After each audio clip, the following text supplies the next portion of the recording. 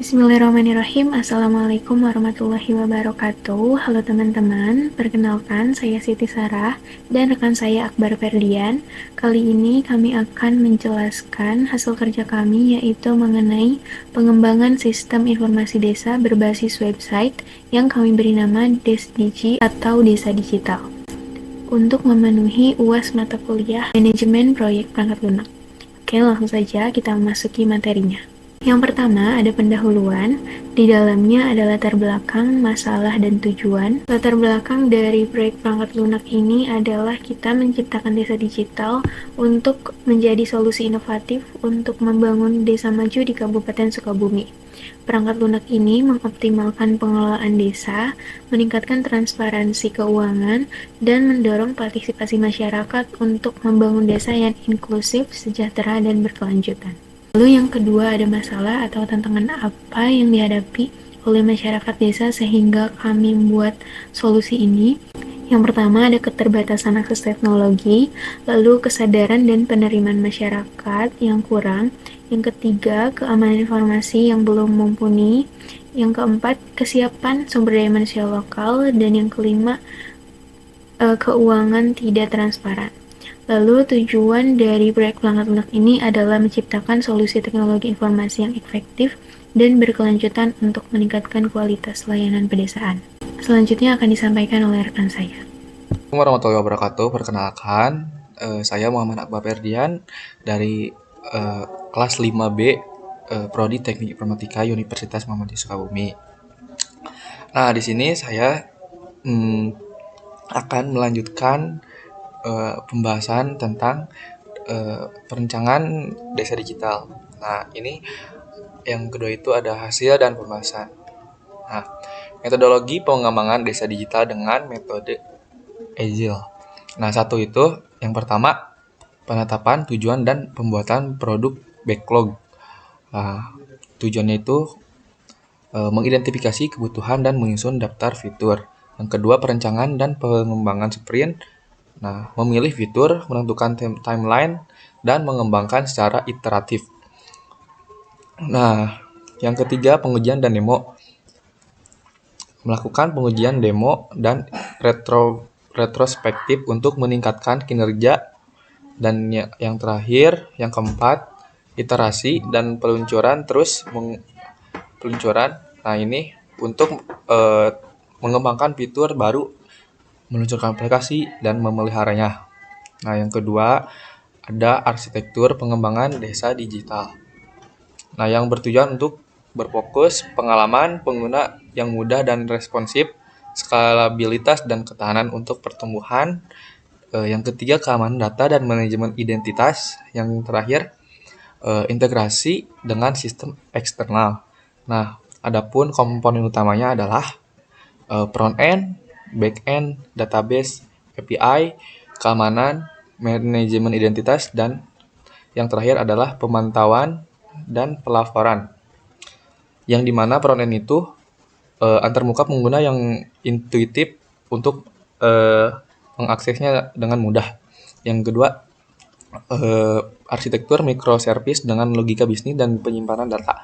Yang ketiga, pendekatan terstruktur untuk pengambilan data yang efisien. Selanjutnya, integrasi yang lancar dengan sistem eksternal. Yang selanjutnya, enkripsi data dan otorisasi yang ketat. Terus, hak akses berdasarkan peran, dan yang terakhir, wawasan real time untuk pengambilan keputusan. Nah, di sini ada rencana pengembangan desa digital dengan WBS. Nah, yang pertama itu ada persiapan. Yang dalam persiapan ini ada yang namanya analisis kebutuhan dan penetapan tujuan. Nah, yang kedua pembentukan proyek, dan yang ketiga pembuatan rencana proyek. Nah, selanjutnya ada perencanaan. Nah, di sini terdapat perencanaan antarmuka pengguna front end. Yang kedua, perencanaan back end dan database. Yang ketiga, perencanaan API. Dan yang keempat, perencanaan keamanan dan manajemen identitas. Dan yang terakhir, perencanaan pemanfaatan dan evaluasi. Selanjutnya ada pembangunan, Yang pertama itu implementasi pengguna, dalam kurung itu ada front end. Yang kedua pengembangan sistem back end dan integrasi database. Yang ketiga implementasi API. Yang keempat implementasi keamanan dan manajemen identitas. Dan yang terakhir integrasi modul perancangan dan penerapan. Nah, ini untuk tahap uji cobanya itu yang pertama pengujian unit dan integrasi, dan yang kedua pengujian fungsional antarmuka pengguna, yang ketiga keamanan, dan yang keempat pengujian kinerja dan pemanfaatan, yang terakhir pengujian pemanfaatan pengguna. Nah, untuk peluncurannya itu ada 3, yaitu persiapan peluncuran, terus yang kedua implementasi pemeliharaan dan dukungan, dan yang terakhir evaluasi dan pengukutan lanjutan. Selanjutnya di sini ada RAB-nya.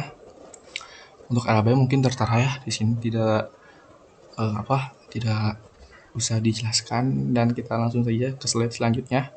Nah, untuk bentuk proyek digital itu, desa digital itu, yang pertama itu membutuhkan sponsor proyek untuk pendanaan dan visi. Nah, yang kedua mungkin membutuhkan tim manajemen proyek untuk koordinasi dan metodologi agile.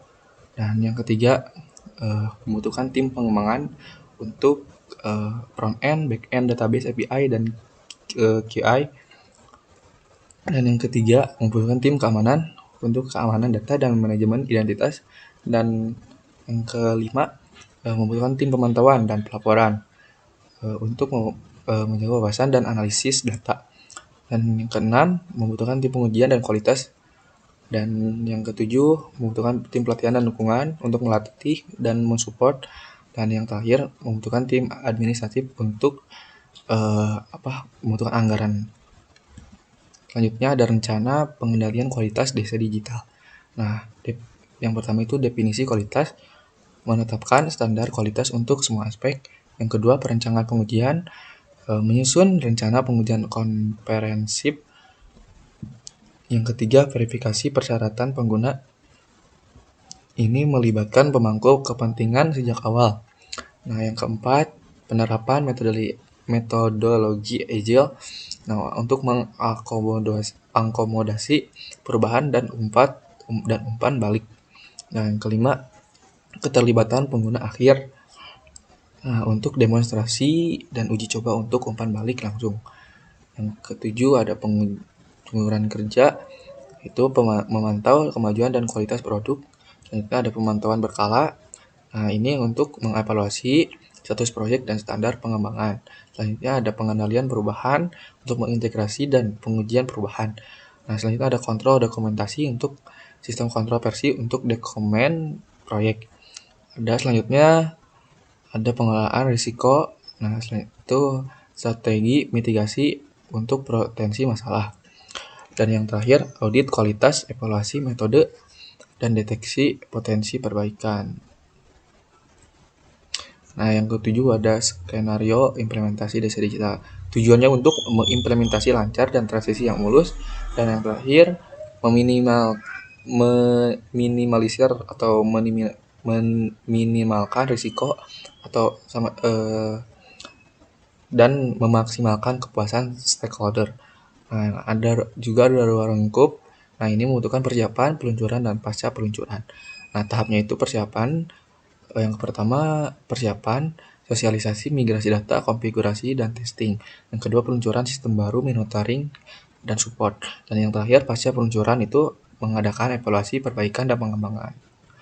Nah, skenario-nya itu adalah lancarnya sosialisasi efektif, migrasi lancar, konfigurasi dan testing memuaskan, serta peluncuran tepat waktu, adaptasi pengguna mudah dan support cepat dan tepat, evaluasi positif, dan pengembangan berkelanjutan. Nah, kendalanya ini ada di sosialisasi kurang efektif, migrasi terkendala, ada bug dalam sistem, terus peluncuran tertunda, adaptasi pengguna sulit, support kewalahan, dan evaluasi negatif, dan banyak perbaikan.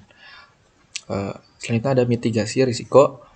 yaitu kurangnya sosialisasi inkomprehensif, panduan pengguna, forum tanya jawab, dan ada yang kedua, kendala migrasi, yaitu kurangnya ada backup data, uji coba migrasi, dan tim teknis.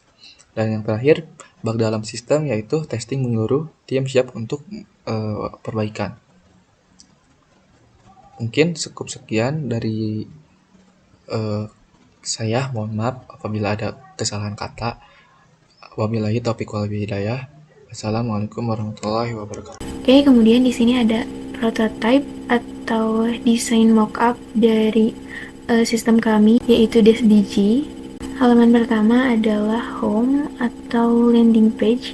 Nah, teman-teman, ini adalah halaman yang pertama kali akan kita lihat bila kita membuka website DesDG. Lalu di atas ini terdapat navbar, dan yang di kiri ini ada logo.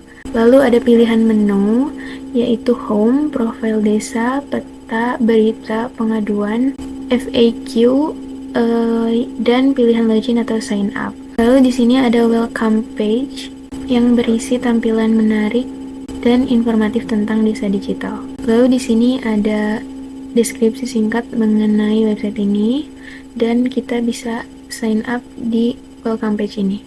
Kemudian jika kita scroll ke bawah dari welcome page ini, kita akan menemukan page sambutan kepala desa yang berisi foto kepala desa dan namanya. Lalu di bawahnya ada struktur organisasi dan tata kerja desa. Di dalamnya terdapat foto, nama, dan jabatan dari pejabat yang ada di desa. Kemudian ke bawahnya lagi ada catatan administrasi penduduk. Di page ini kita bisa melihat berapa banyak penduduk sesuai kategori. Lalu ke bawahnya ada APB desa per tahun. Dan di sini kita bisa melihat pendapatan desa dan belanja desa itu berapa banyak.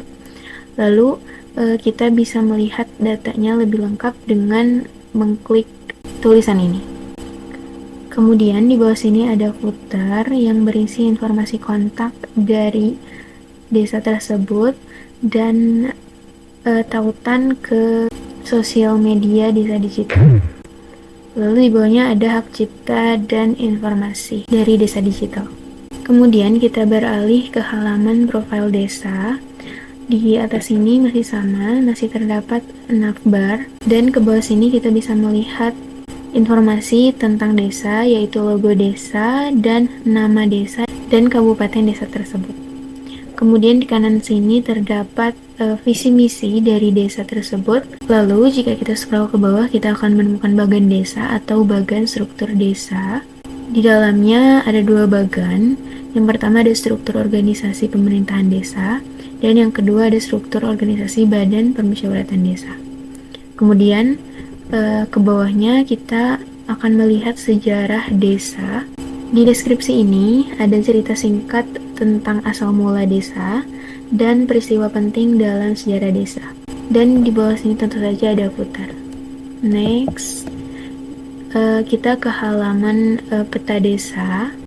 Di dalam halaman peta desa ini, kita akan menemukan peta yang interaktif dan mudah dinavigasi dengan button-button yang ada di kanan ini. Lalu di sini kita akan menemukan fitur cari untuk mencari lokasi yang kita inginkan. Dan dilihat semua ini, pengguna dapat mencari lokasi yang menarik berdasarkan kategori seperti tempat wisata, fasilitas umum seperti sekolah, puskesmas, kantor desa, tempat ibadah, bahkan kita bisa mencari tempat makan ataupun penginapan. Oke, mungkin itu saja untuk mockup. Next, kita ke penutup. Oke, jadi kesimpulan untuk pengembangan proyek perangkat lunak desa digital ini adalah desa digital adalah proyek yang inisiatif, inovatif untuk meningkatkan kualitas layanan pedesaan di Kabupaten Sukabumi. Lalu, desa digital adalah solusi holistik, menyederhanakan proses, meningkatkan partisipasi masyarakat, dan mendorong pertumbuhan ekonomi lokal. Dan desa digital adalah implementasi serius pemerintahan desa, konsultan IT, dan tim pengembangan berkomitmen untuk menciptakan dampak yang positif. Lalu, desa digital adalah solusi adaptif, yaitu mendukung kebutuhan unik setiap desa, transparansi, dan peluang baru di tingkat pedesaan. Kemudian, saran yang pertama, integrasi holistik. memastikan integrasi menyeluruh antar modul untuk mendukung operasional desa secara menyeluruh. Yang kedua, edukasi dan sosialisasi, meningkatkan kesadaran dan penerimaan masyarakat terhadap desa digital, memberikan pelatihan untuk memastikan pemanfaatan maksimal. Yang ketiga ada keamanan informasi, melindungi data pribadi dan informasi desa dari ancaman keamanan. Yang keempat, partisipasi masyarakat, mendorong partisipasi aktif masyarakat dalam pengambilan keputusan dan pengembangan desa digital. Kemudian ada pengembangan sumber daya manusia lokal, memberikan pelatihan dan dukungan teknis kepada staf desa. Yang keenam, dalam kesinambungan keuangan, merumuskan strategi untuk memelihara dan mengembangkan desa digital dalam jangka panjang. Yang ketujuh ada evaluasi berkala, melakukan evaluasi untuk mengidentifikasi potensi perbaikan, mengevaluasi dampak, dan memastikan tujuan proyek tetap sesuai dengan kebutuhan desa. Nah, itu dia saran-saran yang mungkin dapat dikembangkan. Baik, mungkin cukup sekian pemaparan proyek perangkat lunak kami, yaitu Desa Digital. Semoga dapat bermanfaat, kurang lebihnya mohon maaf. Terima kasih atas perhatiannya. Wassalamualaikum warahmatullahi wabarakatuh.